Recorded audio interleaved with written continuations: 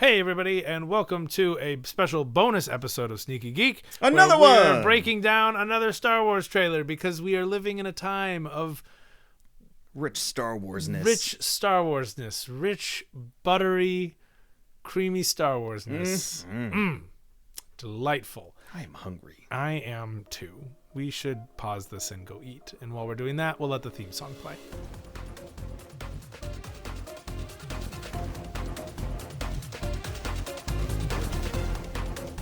Hey everybody, guess what? The Tales of the Empire trailer dropped, and we did a reaction video, and it was great. Yep. We reacted. We watched it twice within the video, which was it was not enough. Yeah, no. Which is why we watched it like 4 more times that day. I loved this trailer so much. Holy crap. Oh, I mean, do I really need to watch this show? I've been so fulfilled by this trailer. And we're good. Yeah. No. Yeah. Well, there's a show coming out too? That's amazing. Yeah, okay. I'll take I mean, the trailer was rad, but I'll take a show too. Yeah, I mean, if you're offering, sure. Since you're here. While we're hanging out. So, before we start, I feel like we should give some backstory about what we're actually talking about for anybody who's not fully aware. Yeah. We've got Tales of the Jedi. Oh, yeah. Tales of the Jedi, which is last year. 2 years ago. 2 years ago. You're right, that was 2 2022. years ago. What is time? What is time? Yeah. And we were at the panel where they showed some of the first episode. So that was the cool part, funny part, interesting part, because we were all at Celebration, and I saw the Tales of the Jedi on there on the program list, and hosted by Dave, and I don't know, I think maybe Carrie Beck was there too. Mm-hmm. Yeah, because I went and said hi to some people. Yeah, it was on the program list, and I kept telling everybody like, "Yo, I don't know what this is, but we need to go." But we need to go, and everybody was like, "Well, I mean, I don't know. Maybe I kind of want to walk the floor. I kind of want to see what other panels are going on." Like, no, y'all, we got to go. I mean, I'll say yes to anything where you're like, Dave Filoni will be there. Yeah, and I'm like, I love Dave. Yeah. I'll go hang out with Dave. Yeah, but it Dave's took like great. everything I had to be like, y'all, we have to go to this panel. I'm going whether you're going or not. Yeah, I don't know what it is. No one knows what it is. But I'm going to be there. And they did it in the big old arena at Celebration. Yeah, like it's an arena and Dave's going to be there. Like, yeah, like it's going to be a good time either way. This isn't just a sit down with Sheev, which was also great. Yeah. But this is like something else. Yeah. Entirely. So most of us went, and Dave came out and announced that, hey, this is a new show we're doing. There's 6 episodes. There's 2 stories going on. A lot of the team from Clone Wars was involved. Yeah. Same animation style, studio. Kevin Kiner did the music. Would you like bonus new episodes of Clone Wars? Yes, we would. Basically. Yeah. That was the same time they announced that they got Liam Neeson and Liam Neeson's son to be involved for voicing Qui-Gon and young Qui-Gon. Yeah. Which was super cool. Yeah. We watched the first episode, which was Ahsoka as a baby and her mom. Baby Ahsoka. Whew, that was epic. That was so good. So good. Yeah. So cute. Yeah. So Tales of the Jedi was 2 stories. One was about Ahsoka, 3 episodes on her, about 10 to 15 minutes each, minisodes. Mm-hmm. And the second one was Count Dooku. And at the time, everybody's like, heck yeah, more Ahsoka, let's go. Oh, Dooku, that's awesome. And then the Dooku stories were absolutely epic. Not that the Ahsoka was bad by any means, but like the Dooku episodes came out of nowhere. Yeah. And were fire. I don't know if it was because there was a lot of question as to where the canon stood with the Ahsoka story versus E.K. Johnston's story. Mm-hmm. But for me, there were some discrepancies, but at the same time, Dave helped E.K. Johnston write those stories. So this is all coming from Dave either way. Yeah. But for me, I came very excited for Ahsoka, and then in that we got really cool stuff leading up that hinted at how Ahsoka was able to survive Order 66. Yeah. And we got the cool, basically retelling of E.K. Johnston's story. And then we got a really good first episode. Oh my God. But the Dooku stuff, that shit slapped. Yeah. Start to finish for every me. episode. Like the Ahsoka episodes, I was like, I'm so glad that we got this. This was nice. What a nice gift. We get some more Rex. We get her at the funeral. Heart-wrenching. That was beautiful. There were great moments. Yes, absolutely. But for me, I was absolutely here for the Dooku stuff. Yeah. Tail end, Ahsoka episodes were like 9.5 out of 10. And the Dooku stuff was all 10 out of 10. And it was hard for me to recognize that it was a 9.5 out of 10 or even like an 8 out of 10. Again, it wasn't bad. Thing. But I think we've just had so much Ahsoka stuff. Again, not a bad thing. We love Ahsoka. I got a tattoo on my arm of Ahsoka and Rex. But this Dooku stuff, because we just don't know anything about him. No. And this was just a little bit after the Dooku audio drama came out. Yeah. And that deals with his kind of younger side and him as a Jedi Padawan and him finding out about his family. Great story. Kevin Scott wrote it. We're Kevin Scott fans over here. We got big love for Kevin Scott. But we didn't have a whole lot of anything of Jedi Dooku. No. And him palling around with Mace Windu and Mace Windu being Mace Windu, you know. Yeah. The only thing I would have wanted, if you could have said, hey, we get to see Dooku as a Jedi, I would have been like, cool. I believe what you mean to say is we get Sifo Dyas as a Jedi. Oh, yeah. Where's my Sifo Dyas Tales of the Jedi? That's what I want. Probably with the Plo Koon episodes. I would also like that. We all know like that. Plo Koon's Dave's favorite Jedi, so those have to be coming eventually. But we'll get into that kind of stuff later. Please so much. But yeah, with the Ahsoka ones, once I kind of accepted that it was going to be adjusting the canon possibly a little bit, or honestly, they can both happen. Both can be true. Because she doesn't get her sabers out of that, and the Inquisitor that she just accidentally kind of kills in E.K. Johnston's Ahsoka book, it could happen again. Yeah, like this is literally what happens in that trope of like the Shane trope. Dave knows what the Shane trope is, where it's like, here's the mysterious stranger comes to town. Hey, I got a bad past. I'm a bit of trouble. You don't want to get too close to me. Bad things follow me. Bad things happen. You mean Star Wars? And then they got to go on with their life. Yeah. And so the problem that characters like Shane encounter is that this keeps happening to them wherever they go. Yeah. So it's not like what happened with his Inquisitor is the same story as what happened in E.K. Johnston. They really could both happen. Yeah. And it makes sense. We just don't know timeline-wise. And that's okay. Yeah, whatever. No, it was fine. So once I got past that, I was like, okay, I'm here for it. That being said, this is all leading for me to say we have two stories happening in this Tales of the Empire thing. Yeah, we do. But they're both tangentially related to Ahsoka. Yeah. And for me, I'm not tired of Ahsoka yet because she's my favorite Jedi. It's really hard for me to be tired of just about anything. Yeah. But I feel like I know I want more than just 6. I wanted more than just 6 with Tales of the Jedi. Yep. But I would have liked it if we had had somebody who didn't have a direct line to Ahsoka. These are both Ahsoka's enemies. Yeah. This is the Magistrate, who we only know because she was fighting Ahsoka, and is a both major part. Mandalorian and the Ahsoka TV show. It is a major part of Ahsoka. Of Rebels Season 5. Yeah, but she shows up in Mando on the Ahsoka episode. Like, for a lot of people, she was introduced within a minute of Ahsoka. Yeah. Especially if you didn't watch Clone Wars and your first Ahsoka story was Mando. Yeah. And for a lot of people, that's the case. And then the other story... Glad y'all can join us. But the other story being Barra Sophie, which, if people don't know, Barra Sophie has her first appearance actually in Attack of the Clones. Yeah, she's there. She's in the background. But she is like BFFs with Ahsoka. There's a lot of weird Barra Ahsoka fan art online. Yeah. It's very troubling. Especially early on. It's a very troubling ship for me. I don't like it. Like, I'm not here to yuck your yum, but... At first, we're like, okay, I can see this happening. And then, like... Because it's like season 2 and 3 of Clone Wars when they're like buddy copying it up. Teenage buddy cop. It works. Yeah. And then later on, once, the storyline happens, you're like, oh no, what are you doing? But there's still current Barra Sophie Ahsoka shipping art. The internet's gonna internet. I know it is, but I'm just like, what are you thinking? She's not gonna. She left her entire life because of the shit you did. You sneaky. Oh god.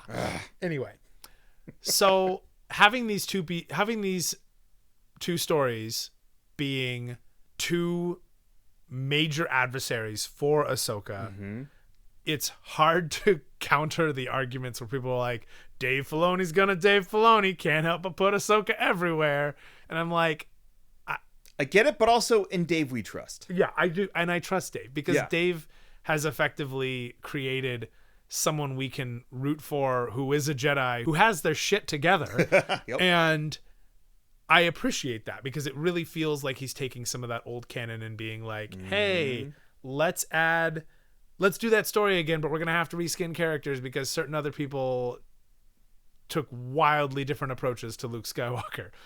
So Fair. For me, I think that Ahsoka related content is still fine, but I would have liked a Tales of the Empire story that maybe wasn't so directly related to her. Gotcha. Yeah, but that said, I'm still going to watch it. I'm still going to swear and be like, oh shit, oh no. Oh, we will. The whole time because I watch these shows like a freaking wrestling match. And we do. Not as bad as we do for Kaiju. More on that on another episode coming soon. Yeah. But yeah. Well, it's funny because like I didn't even realize I didn't put those two together that they're Ahsoka's adversaries. I just thought like originally I'm like, I thought we'd get a season 2 of Tales of the Jedi. You've been asking for something else though. Tales of the Sith. That's what you've wanted for a while. With this one, because they're both dark side Force users at this point, it's just like cool. Tales of the dark side users. I'm here for it.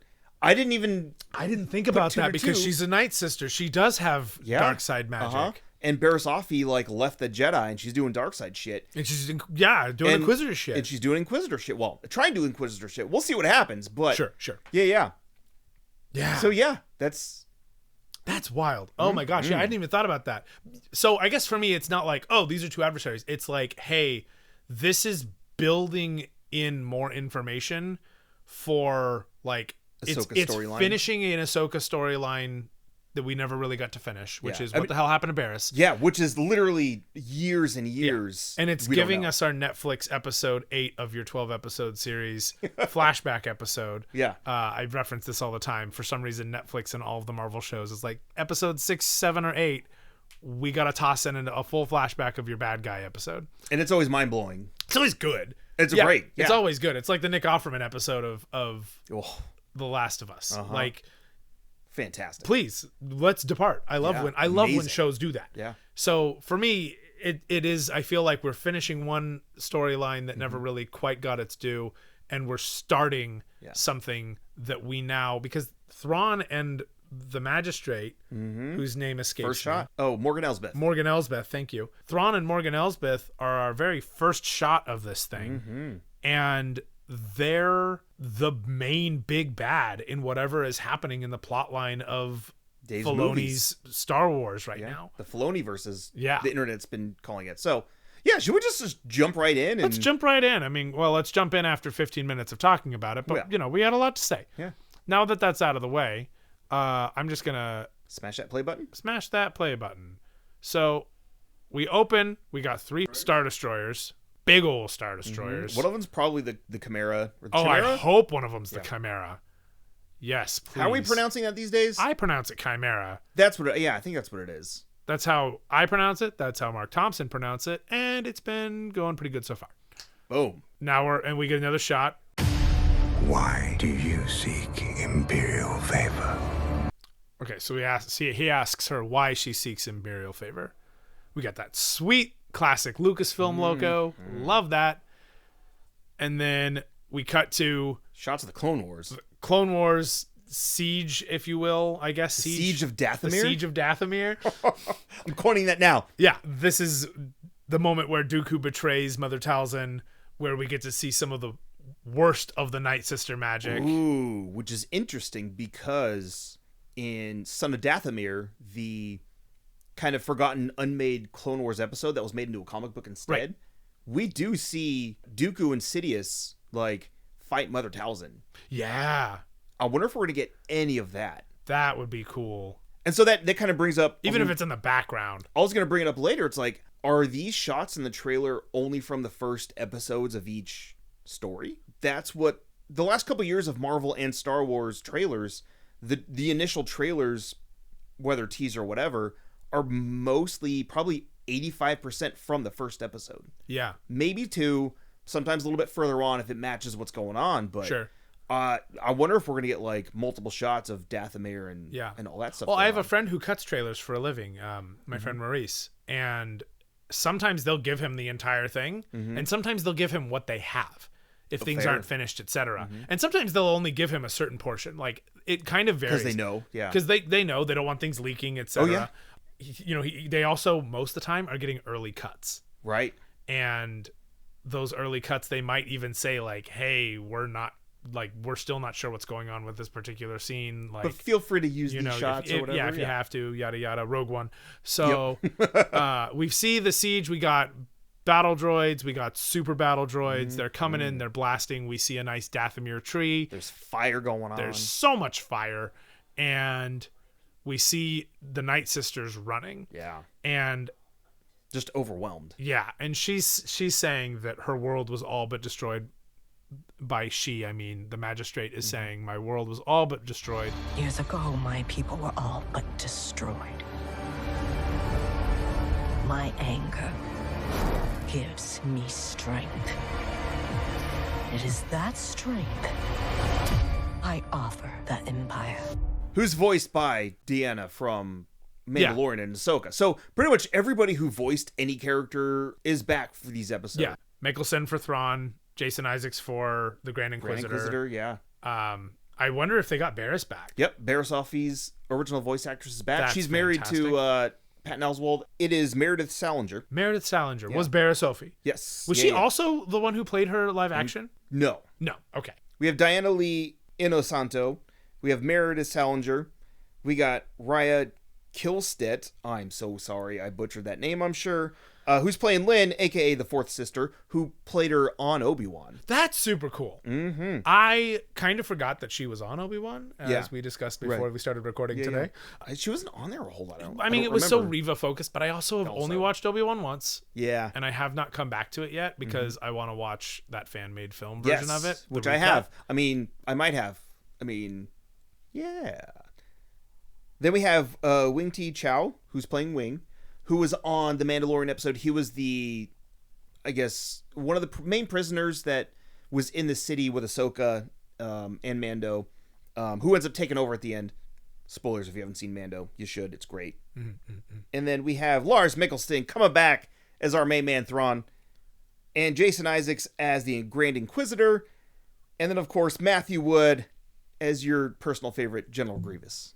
I'm so excited. Right? Of all the stories that have happened in and then this guy just wound up being the character. Yeah. General Grievous is such a weird story of here's this guy. He worked in post. We made him do some coughs. Yeah. Then we made him do some lines. Then we modulated them and then said, hey, you want to be on our show too since you're already here? Yeah. He also plays all the battle droids.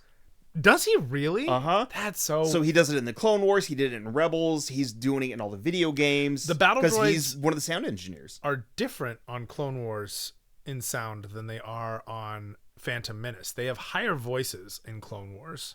Have you ever noticed that? It's much more Roger, Roger versus Roger, Roger. It's much higher. And I think they retconned that or whatever because they noticed that the battle droids, because they were basically a hive mind, they weren't as effective because they weren't soldiers, and soldiers have their own personality and their own mind, that they allowed them to have a little bit more personality.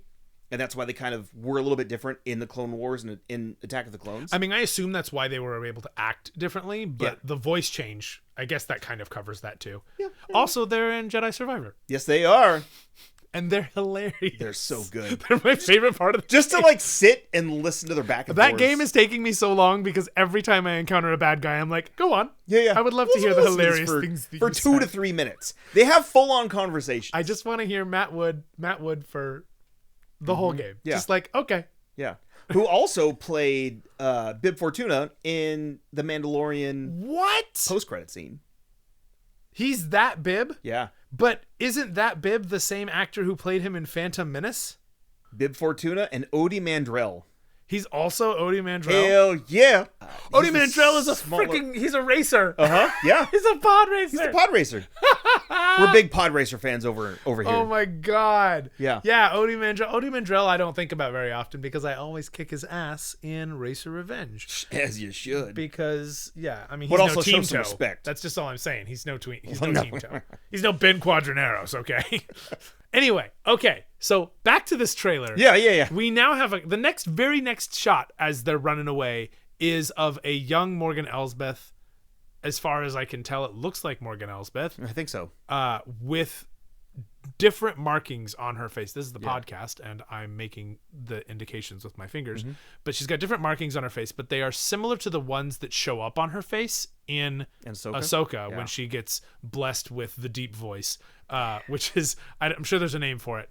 The mother voice. But she gets Mother Talzin's deep overarching voice, which also Meryl has a little bit when she's doing her witch magic. Yeah. Which makes me really wonder I want to know who that is. Yeah. Like, who are we invoking? What weird elder Star Wars god is being invoked when we do that magic? Yeah. And also, I'm here for any more information about Night Sister magic. Oh, 100%. Like, give me a whole show on just like, if you have The Office based on Dathomir, I'm here for it. Let's go. Please, not The Office. Parks and Rec. My bad. Anyways, we love Dathomir so much, and there's so much in there. Yeah. And which also makes me want to reread the Courtship of Princess Leia, because it came from Expanded Universe stuff, and that was the first appearance of it, I think. So moving forward in this trailer, we see her with her Night Sister stuff. What I really want is something more like House of the Dragon in Dathomir. Yeah, okay. Like, show me some power struggle of how Mother Talzin came young to be. Mother Talzin. Was she ever? She's like B. Arthur.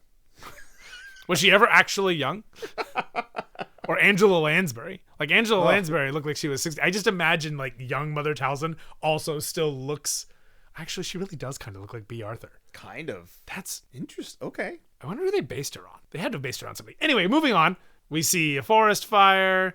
We see burning down. And actually, I don't think that this is happening on Dathomir. No. I think this is a shot of Morgan Elsbeth's raising the ground somewhere when she punishes the people on the... This is probably the destruction of Corvus's forests. I think so. Because those are all burned to the ground. Yeah, but also those troopers are very Corvus trooper-like. Yeah, they're also very Empire-era trooper-like. Yeah.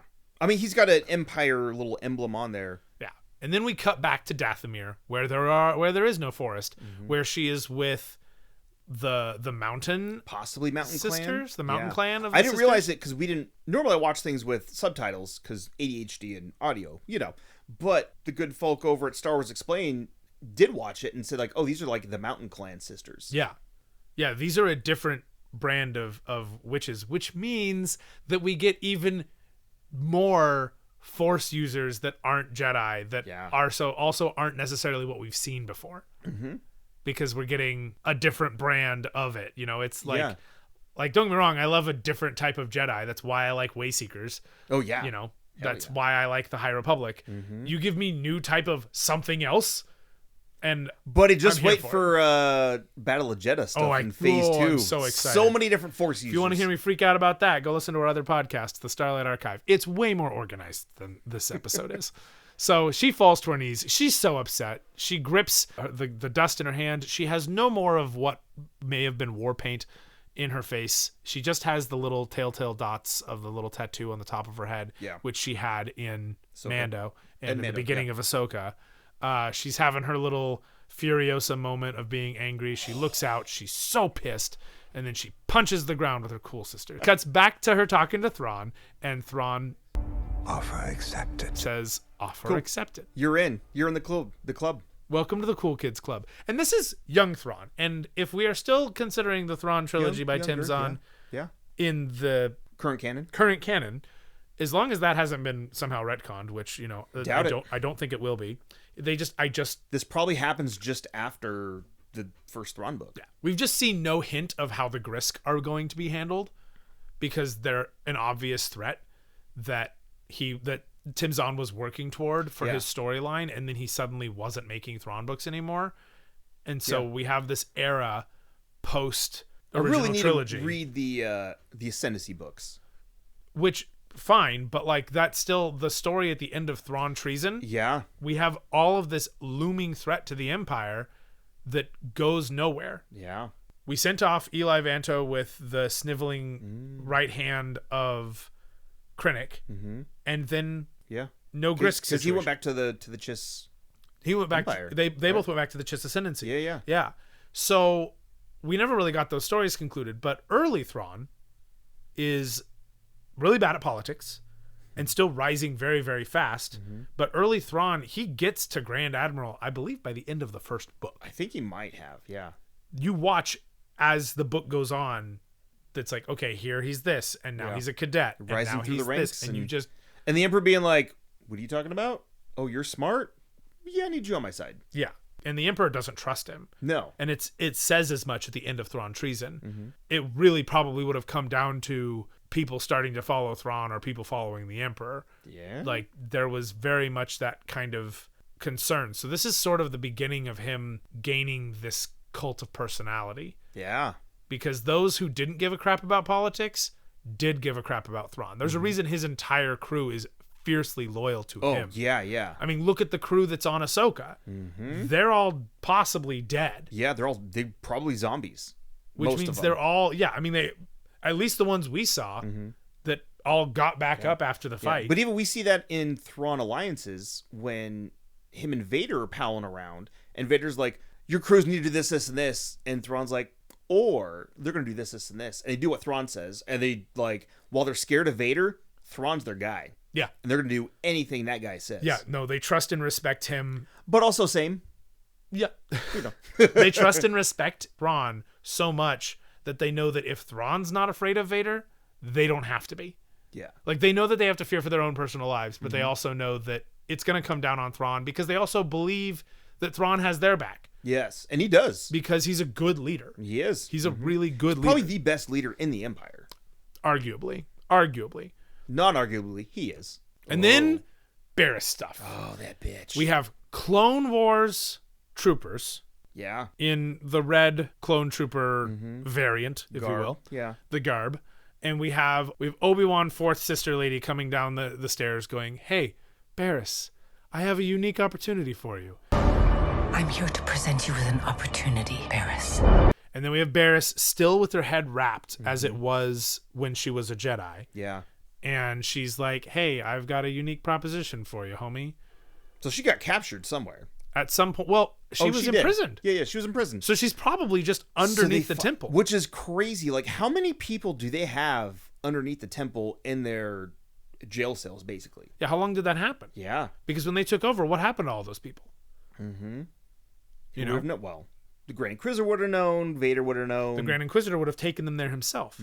And what's super cool about this is that the Grand Inquisitor was present at Barriss Offee's trial. Yeah. We saw that in Rebels. So that's why he kind of turned, because he saw how the council screwed over Ahsoka because of everything Barriss did. So we'll get to it, or maybe we'll just get to it now. It's going to be very interesting seeing how Vader and the Grand Inquisitor separately react to Barriss. Yeah, given that she had a major part in both of their turning to the dark side. Yeah. Because the Inquisitor gives up on the Jedi, and eventually, which leads him to embracing the dark side, and Anakin loses everything. Yeah. Including Ahsoka. During this crazy trial. Which, if you've seen the supercut, or if you paid really close attention during the Siege of Mandalore, the absence of Ahsoka is a major factor in his inability to handle any of this. Yeah, because she's been gone for a year by the time this has all happened. I mean, not a year, but a while. A decent amount of time, yeah. Big chunk of time. She's been off, helping people in the sisters lower levels. Yeah. So Barriss gets let go, and immediately we see her walking with Purge troopers. Maybe? They're in black. Maybe? It's just darker. Oh, keep playing it. They look like Purge troopers to me, but she's not wearing her hood anymore. This is a different scene. This is a completely different scene. Different shot. Yeah. So this really could be... She's dressed. She was in white before. Now she's in black. Yeah, and her headdress is off. And her hair, and her headdress is off. So in Charles Soule's Darth Vader book, and in Delilah Dawson's Rise of the Red Blade book, they show that the Inquisitor's original main base was on Coruscant. Oh. And then they moved to... the Fortress Inquisitorius on Nur. Right. Yeah, which we see in Jedi Fallen Order. And we saw in the Obi-Wan show. Oh, that was brutal. Yeah. So I wonder how much of this happens yeah, because Tara Sanube's in there. Yeah. Oh, that poor guy. Anyways, I wonder how much of this is in either or both. Of episode 1? No. Of just... Oh, if this is on... If this is on Coruscant or if this is on Nur, on the Inquisitor's main base. And a clone. This is also when clones are still largely in circulation. So we get D. Bradley Baker. Just be glad you're not a Jedi anymore. Your path is set. Early D. Bradley Baker, but also early first season Bad Batch concurrent. Yeah. Because the clones are being phased out. Very true. By the end of that season. We got 2 stories, which we had 2 stories on Tales of the Jedi, so this makes sense. We're going to get 6 episodes, but over the course of 2 whole stories. Then we see Morgan Elsbeth with her cool sickles. Yeah. And there's a line that they say, "Your path is set, Morgan Elsbeth." That almost sounds like I don't think it's Mother Talzin, but it could just be another Witch of Dathomir. When Mother Talzin speaks, she always has the deep voice. That deep echo voice. Which, behind her. Disney has been known to adjust certain things for trailers. Yeah. But I don't see them doing that for this. Hiding Mother Talzin would be such a weird choice, I think. Yeah. But also Mother Talzin is very dead at this point. Mm-hmm. So I think it's a mountain witch. I think so too. Which makes me wonder because... Which I dig. It's another character. If you read the Thrawn trilogy from Tim Zahn in the current canon, again, bringing this back. If you've read that, Thrawn is sent there by the Chiss Ascendancy to get, like, quote unquote, captured so that he can infiltrate the Empire. And repeatedly, his loyalty is called into question because they're like, Wait, yeah, you're some other guy. On Dathomir? No, he's sent to the Empire. Oh! He's sent to our galaxy. We skipped far away. Yeah. Thrawn is sent to the Empire to get quote unquote captured within the Empire so that he can impress them, rise up amongst them, and his loyalty gets questioned all the way. Yeah. And the Emperor doesn't trust him. But the Emperor also knows that he's still acting in favor of the Empire. Yes. Because for the moment, the Empire's needs to deal with the Grisk and the Chiss the Chiss's wants to deal with the Grisk are aligned. Yes. And Thrawn says again and again, I've taken an oath. I will not betray, or I will, like, my loyalty is to the Empire.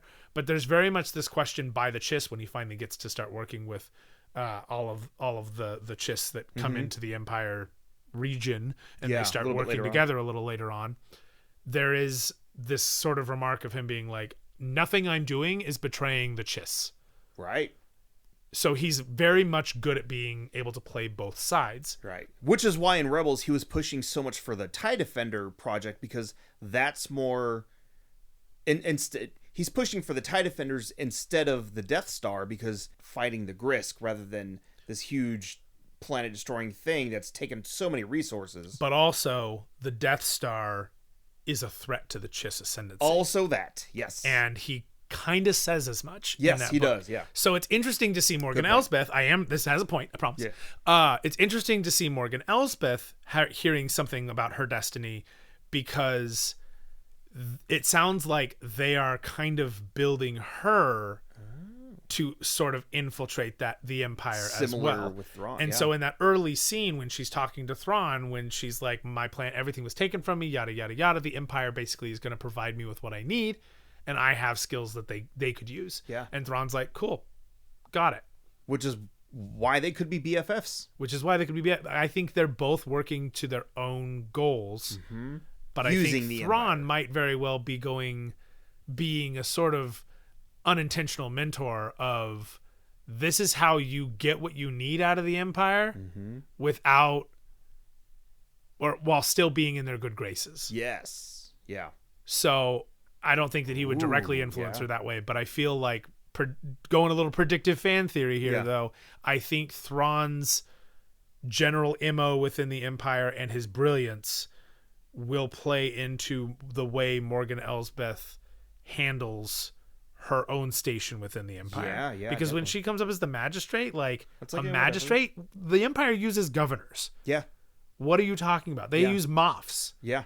Like, what is a magistrate even? And then, towards the end of the Mando episode, Ahsoka's like, where's your master? Where's Grand Admiral Thrawn? And you're like, oh, there's something bigger going on. And that was a huge drop, too, to say Grand Admiral Thrawn. Uh-huh. So we see Morgan Elsbeth fighting with the Sickles, and on Dathomir, But if we look at these shots of her training and we look at these shots of her fighting, she ain't got no war paint on. Right. Which really makes me wonder, is that her sister who died next to her?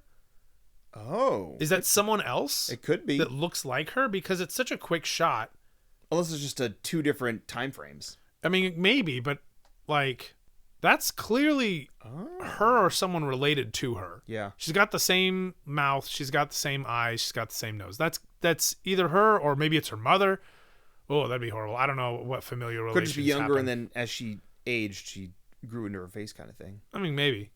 We see her just tearing through battle droids with actual swords. I'm so excited for this scene. Like sickles. And then we see a ship come in, which... Is that a battle droid ship?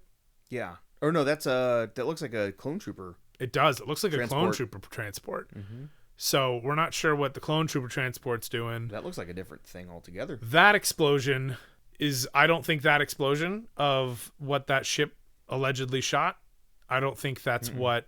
These are three very different scenes. Yes, and there we have cut her, together to look like one. Yeah, and we have her standing in the fire, young, and then we have her standing in the fire, and that is Corvus. That definitely looks like Corvus. That with the is trees the and ship, the forest. And they trick you because they show you the ship destroyed first, so you don't put it together. Yeah. But we watch things 17 times before we start talking about them because we have a problem. I mean, podcast. yes. Sorry.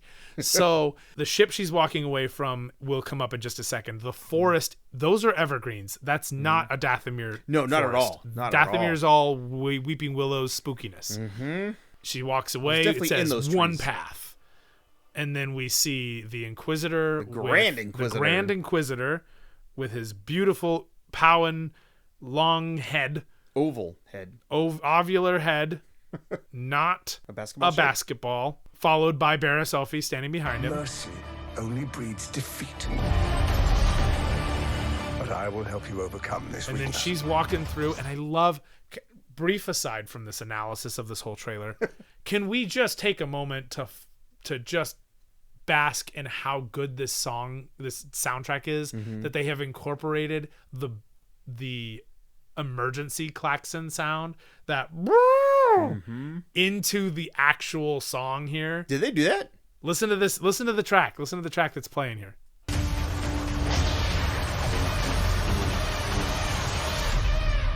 Oh, They use it as a horn. Yeah, they do. Now, Oh, we have a shot of so many lightsabers. 7 lightsabers. Bryce, what did we do with the shot a couple hours after this trailer came out? Immediately after we started doing our analysis, and probably somewhere, probably a couple of hours, considering how many times we had to watch it. We pulled out the lightsaber. Had to. We pulled out the lightsaber book. Yeah. To see if any of these lightsabers were reminiscent of existing Jedi that we knew. Right. We know that Yeah. none of them are identical to any in that book. Right. But, so if you look at the lightsabers on the table, there's a couple that look similar. None of them are identical to any in the Star Wars lightsaber collection book that we pulled out. Yeah. But God, I love that book so much. we have a handful that are potential variations on lightsabers we've already seen. Right. Which lightsabers, we lose lightsabers in the Clone Wars all the time Yeah. because we're still operating on kind of on Guardian protocols for lightsaber hilts. Yeah. Yeah. Which I don't know if we're still under the Guardian protocols during Yeah. that time or if they just sort of didn't branch back out. Which wouldn't surprise me, and that's kind of coming up in the Living Force book from John Jackson Miller. It just came out last week. Nice. This week. What is time? Anyways, real quick. So the Guardian protocols are what Yoda enacts in the High Republic when everything's going wrong in the galaxy, and they need the Jedi all in kind of one spot to regroup and re-strategize what they're going to do against the Nihil. Also known as the Great Jedi Fire Drill. Yeah. Everybody go out onto the field so that we're not in the classrooms while everything's burning. Basically, yeah. So that's kind of still going on at this time. During the Clone Wars and during the prequels, most of the Jedi are stationed on Coruscant in the Great Jedi Temple there. Yeah. Whereas before, there's hundreds of Jedi temples throughout the galaxy there that are manned by anywhere from like 5 to 20 Jedi in each. Right. And they help out in the systems instead of where they are in around the prequel era is where they get a call and then from Coruscant they just go to a planet. Right. And the key thing that I bring up the Guardian Protocols for is that the Guardian Protocols was very much a function over form system for lightsabers. The expectation was that we were losing lightsabers fast, so while it was important to have a lightsaber that felt right for you, and that Dr. Hu Yang helped you get the right lightsaber that was for the right... Sorry, Professor. He's a doctor now. Professor Hu Yang, thank you. Sorry, he may have his doctorate. He might only have a master's degree at a junior college. I don't know. Maybe he is only at a junior college. He is the doctor, so it's fine. That also might be part of why this happens. Yeah. Anyway, Professor Hu Yang will give you your lightsaber as it is supposed to be because it feels more you. That's why you choose your emitter. It's why you choose your parts. Yeah. But the ornate forging and making it really fancy isn't something that's happening. So parts are being swapped, and there are a lot of lightsabers are being swapped regularly, and you might do a little adjustment because you happen to like something more, you've changed a little bit, that kind of thing. So we have a few contenders in this list. One of them is Sindralig, who we saw in like one episode of the Clone Wars. He does the lightsaber training. The leader of the Temple Guards, which would be horrible, especially if the Grand Inquisitor maybe took him and bled his crystal. Yeah. But also would make sense. So Sindralik is he's the head of the Temple Guards. He trains them all. Semi-side story, he's actually Nick Gillard, who is the stunt guy. Dralig, Gillard. Yeah. It's an homage to him. Yeah. Nick, Sin. Got it. Yep. It's his name backwards. Yeah. Okay. Yeah. So he's the stunt. He's the one who trained all of the actors. Yeah. Yeah. That's cool. Yeah. He's the stunt director, stunt coordinator. Gotcha. Badass all around. If Yeah. you see any behind the scenes featurettes of lightsaber training, that's Nick Gillard who plays Sid. During the prequels. Yes. Sorry. Yes. Yeah. Yes. Yeah. Okay. Anyways. So another possible contender is Shakti. Shakti's got a saber that has that same tapered hilt, but it doesn't have the same switch. It has a pretty similar emitter though. And then one of them might be Barasolfi's. Yeah. A little hard to tell, but it's possible. It's possible. We don't know what happened to her saber. We don't know what happens to sabers of Jedi who turn against the Order at all. Like, what happened to Ahsoka's sabers? She gave them to Anakin.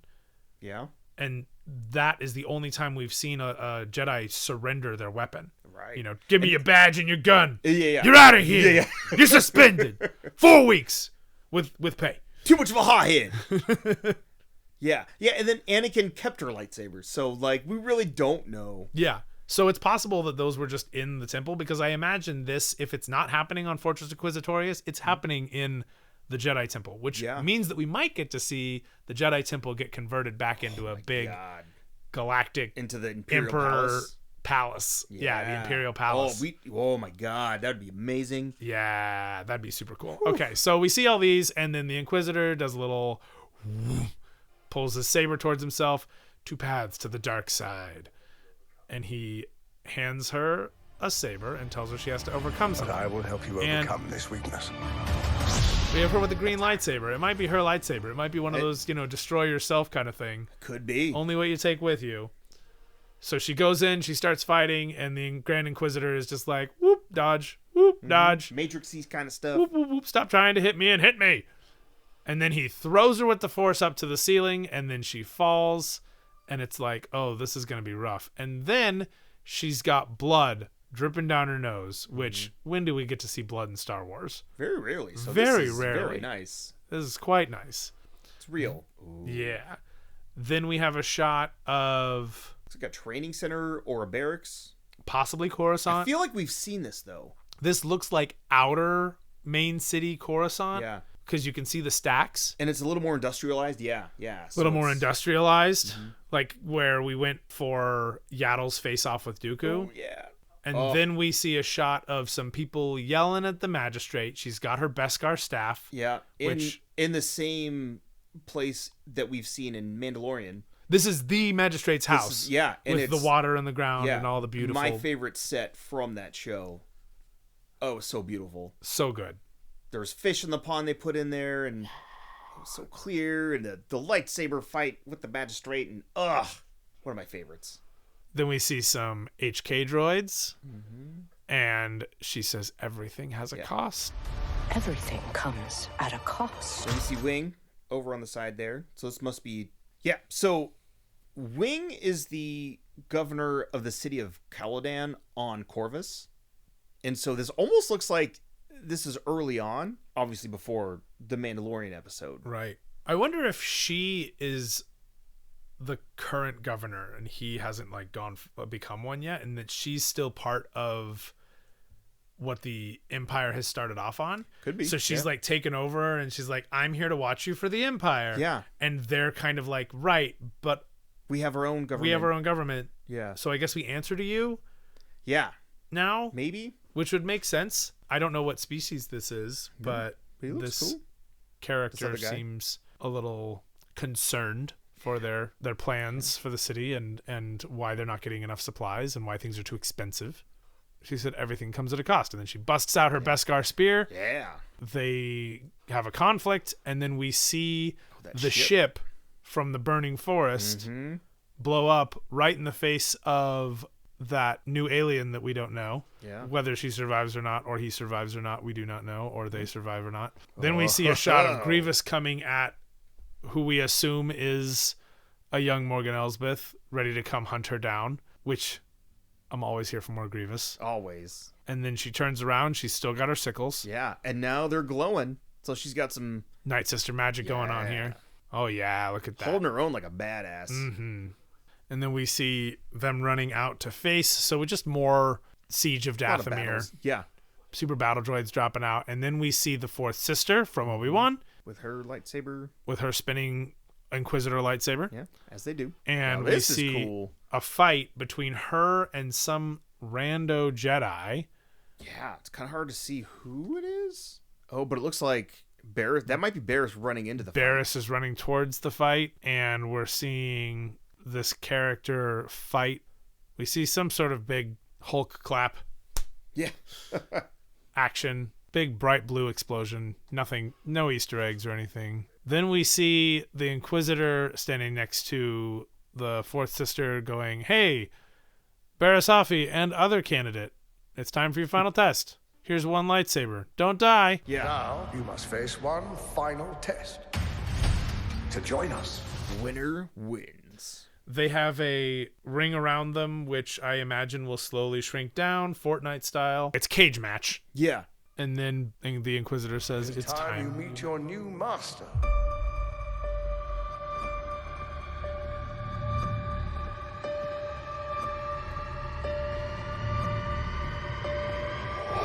In walks Darth Vader. Oh, yeah, he does. And Barriss is, of course, the first to kneel. Right behind her is somebody who looks exactly like Marek, which we all know is Corky, right? Obi-Wan and Satine's illegitimate son. Nephew? Sure. Have you heard the theory that Corky is actually Obi-Wan's kid? He went away. He wouldn't have known. The math doesn't work, but okay, I'm here for it. Why not? Why wouldn't the math work? Corky's like 14. Yeah. Obi-Wan and her were banging when he was like a Padawan. But yeah. And he was a Padawan for like ever. Forever. Yeah. Maybe Mandalorians native to Mandalore age faster. Anyway, we know it's Corky. It doesn't matter if it's Obi-Wan's kid or not. We know it's Corky because Corky is Marek. It sounds just like it. It's the stupidest fan theory I've ever come up with. And I'm so proud of it. And I don't need to be. Yeah. And I shouldn't be. Anyway, we see the unnamed Inquisitor from the Ahsoka. Tales of the Jedi Ahsoka episodes. And then in front we see the fourth sister who does not kneel first, but Barriss is like, I'm gonna kneel first. And I'm gonna kneel so hard. And then out walks Mr. Light Bright Chest himself.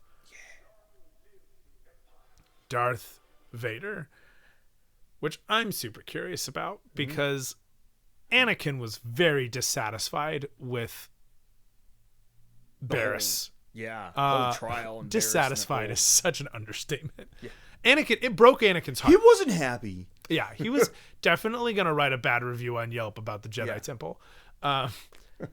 Anakin, the beginning of Anakin's disillusionment with the Council, I think really starts with that. I think the whole purpose of that story, aside from we got to figure out what the hell to do with Ahsoka, is to show Anakin going, it's one thing to disagree with the Council on battle tactics and do my own thing, but I don't think he has ever truly felt like they did not know what the hell they were doing until that point. Yeah. Like Barriss Offee's betrayal is not only a symptom of something greater, which it wouldn't surprise me at all if she had been fed information from somebody via Palpatine either that made her kind of question where she was going. Yeah. But Barriss's hatred of the war and the points she was making weren't entirely wrong. She made a lot of good points. Her way of bringing that up to the Council was absolutely not okay. Yeah, no. But I think that's kind of the point where Anakin goes, You're full of shit. you guys are full of shit. You guys don't actually know what you're doing. Yeah, what the fuck you guys actually doing? And Ahsoka, who he trusts pretty implicitly, given that she is his Padawan, says, this is enough that I don't want to be a part of this anymore. She's like, I'm out. And she walks away. And she gives Anakin her sabers, as we said. And this is the start. This is a key factor in both Vader and the Inquisitor's turn to the dark side, as we said earlier. So I'm interested to see... Inquisitor, The Grand Inquisitor. Sorry, I keep forgetting that Grand. It's very important. Yeah, much like Grand Admiral Thrawn. But only one. Barriss, I'm very curious to see what will happen with Barriss and Vader. Yeah. I'm excited for both stories, but like we don't know what's happened with her since that went down in season 5. Nope. Which was 2007? It was 2016 for me. 2006. Yeah, 2000. No, it was 2016 for me because I didn't watch that episode when it came out. Yeah. The last arc was in 2013. Yeah. So it's been 11 years of not knowing where what's going on, Barriss Offee has been.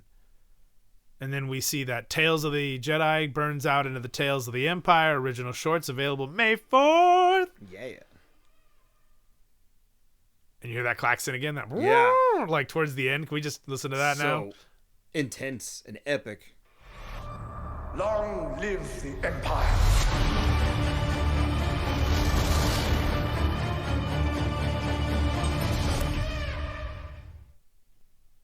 The next question is the seventh sister, Sarah Michelle Gellar's character, is she going to have a story? Oh, yeah. Interesting. Does she have a part in this? Will we see her? Will we see the fourth brother? Will we see the fourth brother? Will we see the ninth sister? Will we see the second sister? The third sister? And we knew some of them join a little bit later on. Some of them a little bit sooner. Some of them like flank out, and some of them die early. And there is a fan theory that's running around right now that Sarah Michelle Gellar's seventh sister is who Barriss Offee ends up becoming. Oh. It would mean removing her face tattoos and putting on new face tattoos. And I don't necessarily see that. I don't see that happening. Yeah. Mary Allens get their tattoos real early, like within the first couple of years of life. Yeah. It's them and Pantorans. And they don't look that similar. She has that weird modulation in her voice. So unless she gets severely injured, it doesn't really make sense. If she removed her tattoos and then put on new tattoos out of some sort of choice to become a new person, you know, that might be a thing. But I don't really see that. But I wonder if that was a running theory when Rebels was coming out. That maybe the seventh sister was actually Barriss. Yeah. And maybe there's just a few people holding out hope for that. But stranger theories have come true. I mean, Garnet was 2 people in Steven Universe, and everybody said those people were crazy. So looks like, according to Wikipedia, the individual who became known as the seventh sister was born on the planet Miriel. She's Mary Ellen. So she is Mary Ellen. Was later found by the Jedi in Ultimate Star Wars New Edition. And then she was trained by Grandmaster Yoda from the Dark Side Pocket Expert. And then at one point, the Mary Ellen trained with Master Ayla Secura. She was Ayla's. Yeah. Padawan? Oh, okay. And that was talked about in Inquisitor Rise of the Red Blade, which was just out last July, which was fantastic. Oh my God, I love that book. So, I mean, it's possible that they could adjust some things visually, but it also could just be possible that, like, Vader kills Barriss. Like, it's I know very who possible. You are. Like, Vader finds a way to get her killed. Yeah. Or just does it himself. That's a very real thing. Yeah. Her running out to the fourth sister to like go help in the fight could be the moment when she realizes that she might not like the Jedi, but she definitely doesn't need to be this. Yeah. Yeah. Could be a little bit of a redemption arc for her. Could be. She just runs off and disappears. Oh God, I hope she doesn't run off and disappear. I would rather she die. Yeah. Not because I hate her, which I do, but because that would be so unsatisfying to be like, nope, you still don't know what happened to Barris. Next? Like, okay. Hopefully we get some Yaddle Force Ghost. Yes. That's More all Yaddle. I want. Just more Yaddle all the time. I would really like to see some sort of retelling of how she got here, like what happened the day she got found out at the trial after framing Ahsoka. Oh, yeah. I would love it if we start there. So yeah, there's a couple fan theories about what happens with that. There's a couple fan theories about what happens with the magistrate, I'm sure. You know me, I'm not super big on fan theories. Yeah, same. We don't do fan theories. So what do you want to see in this? So, I don't know what I want to see, but it would be really cool if... Because they do mention that Morgan Elsbeth, she's on a path. Your path is set, Morgan Elsbeth. Right. So, does this mean they're going to mention Peridia? Or that sect of Night Sisters? Yeah, or that OG sect of Night Sisters from a different whole galaxy. Like, we're going to get little hints of that. Have those Knights... Because those Night Sisters have reached out to her in some way. Yeah. Like through the Force or something. Yeah. I wonder if the Mountain Clan has some sort of either connection to them or feels that the only way that the Night Sisters will be able to survive is if they go to get them. Yeah. And the only way they'll have those means is if they have access to the Empire. Right. Or if something is going to connect it to the larger Filoni-verse movie that's going to start with Mando and Grogu. Right. And maybe we're going to get little hints of whatever's going to happen with that whole thing. I'm just excited to see where the Barris storyline goes and just the Inquisitorius, because I freaking love that stuff, especially after reading Rise of the Red Blade. Like, right. That book came out of nowhere and is probably one of my top 5 favorites right now. Wow. Yeah, it was fan-freaking-tastic. Wow. And honestly, this is a good time to catch up on that and read that before that comes out, because it's going to give some good backstory and good context to what's been going on in and around Kerr and in the Coruscant training facility for the Inquisitors. Right. And yeah, so good. So good. Nice. Might be nice to take a break from the High Republic for a brief moment for myself. Yeah.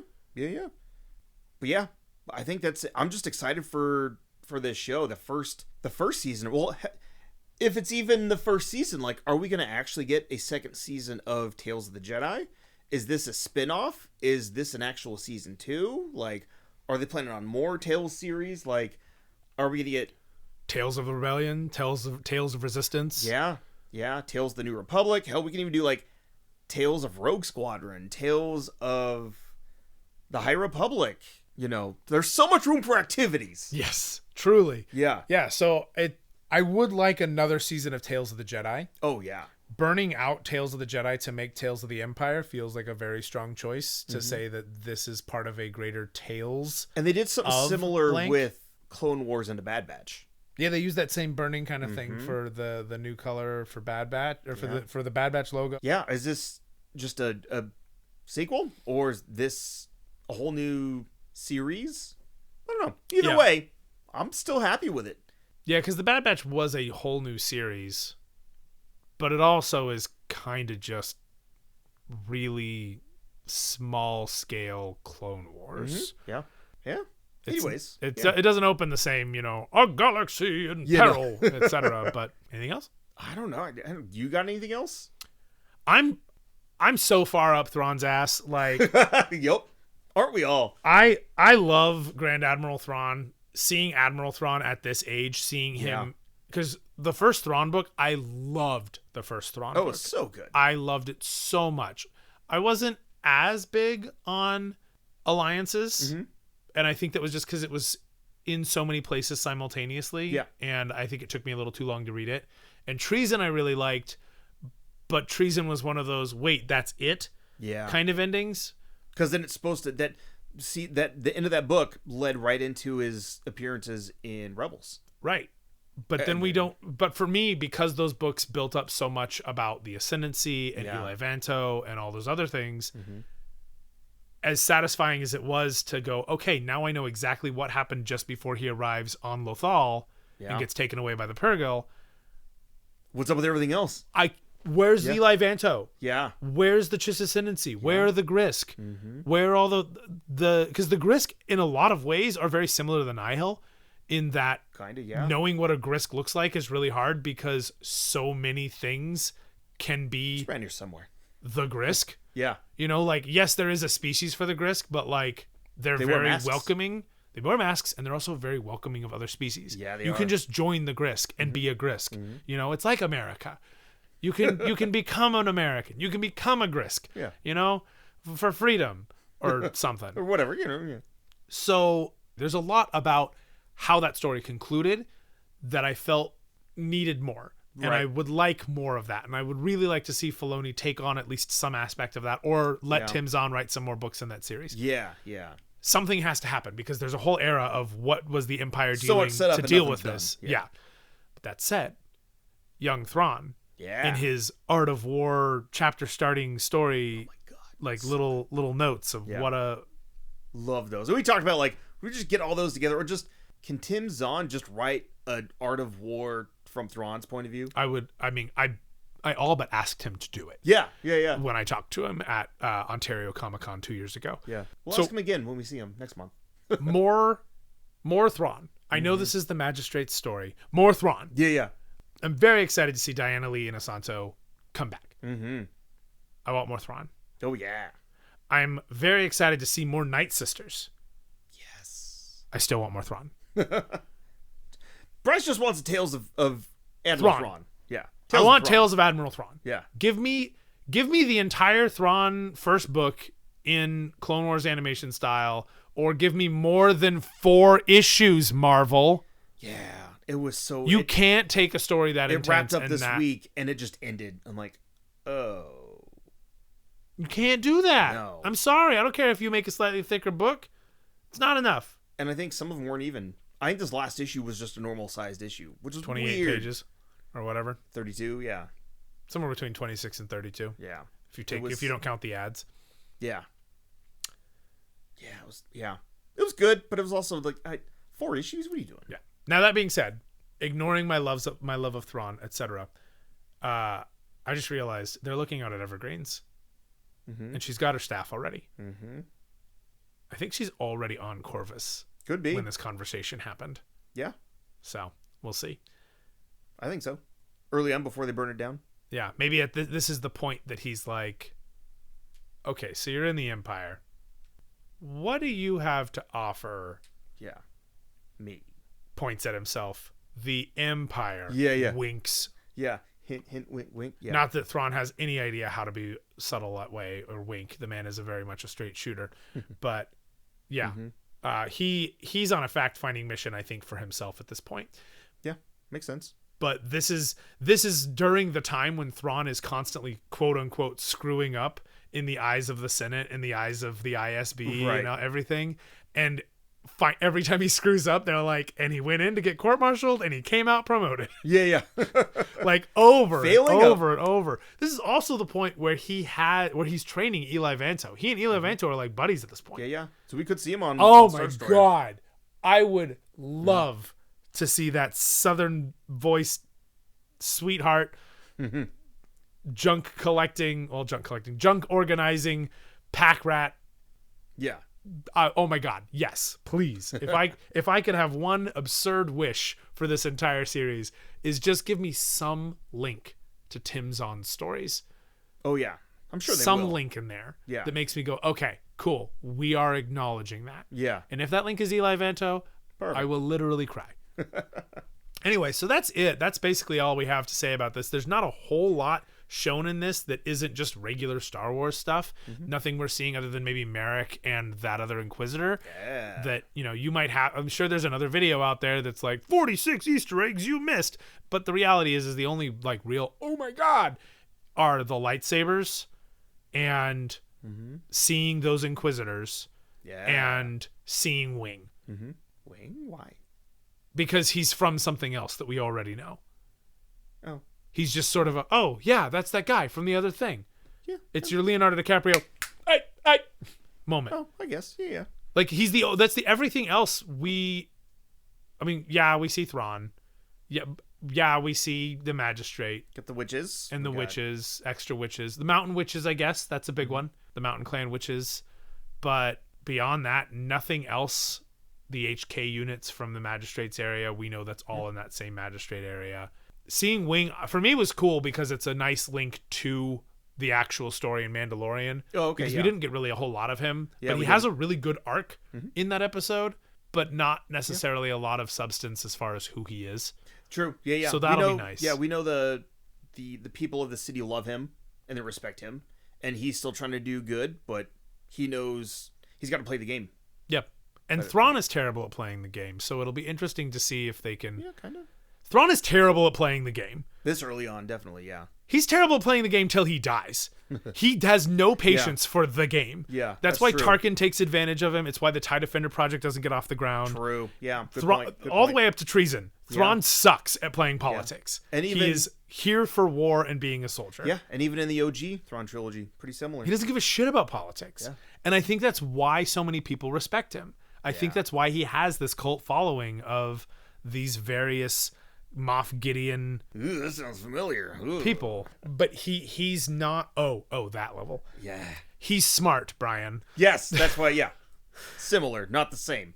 No, but I think the reason Thrawn has this cult following of these people who want to put him in power is because they know that he will get things done. Yeah, and that he doesn't play politics. He doesn't care about himself.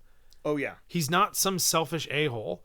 He's not some guy who's spending tons of resources trying to clone himself because he's afraid of dying. Right. Yeah. You know, he's just trying to win and come out on top. Yeah. And that winning and coming out on top and protecting his people at the same time is being recognized. It's why he keeps getting accidental. It's why he keeps falling into promotions. Yeah. Because they go, right. So he didn't follow orders, but his orders were stupid. Yeah. Or, yeah, he didn't follow orders, but those orders were intentionally to sabotage him. Right. Or, but now we have 3 extra planets. Like Thrawn has... He wins. Thrawn wins. He gets shit done, which I'm excited to hopefully see the Magistrate kind of learn from that, because that makes her an even bigger threat. Yeah. But she also died in Ahsoka, so... Yeah. I'm glad they're bringing her back for this, though. I'm glad they're bringing her back for this, but also, do we need more backstory for a character we know is just going to die when we're growing this other thing? Which means it's got something to do with growing the other thing. So yeah, what did you all think of the trailer? Yeah, please. What are you excited about? Let us know. So that's it for our Tales of the Empire trailer breakdown. This is everything you need to know as far as we can tell. We talked for like over an hour about a 2-minute trailer. That's a lot to cover. I think we covered a lot. I think we did good. Yeah. If we missed something, please let us know. Let us know in the comments. Let us know on our Instagram, which is at Sneaky Geek Podcast. Let us know by mentioning us in Threads, which is at Sneaky Geek Podcast. Yeah, we're on that now. Yeah, we're on Threads. We've been on Threads for a little bit. But we're actually on it now. Yeah, because we're on that now. So that's exciting. Make sure you follow us wherever you listen to podcasts. Make sure you find us on Discord. We have a whole Discord. You can come join our Discord and join the conversation there. That's a great place to come on and be like, hey guys, you totally missed that particular ship is this particular type of thing. Or, hey guys, that ship that blew up that other ship, possibly because it's 2 different shots, is actually such and such droid helicopter-y thingy, the droid helicopter-y thingy thing. I'm sure you've got a name for it. I'm sure you've got an idea. And you're going to tell us. And you're going to tell us. And you should tell us. We're here for it. We love that sort of information. So please, go find us over there. Find us on our socials. Find us anywhere you listen to podcasts and follow us. Give us a review. We love that. Join us next episode where we'll be talking about something cool and geeky. You know us. And so join us next time for... Sneaky Geek! The Empire.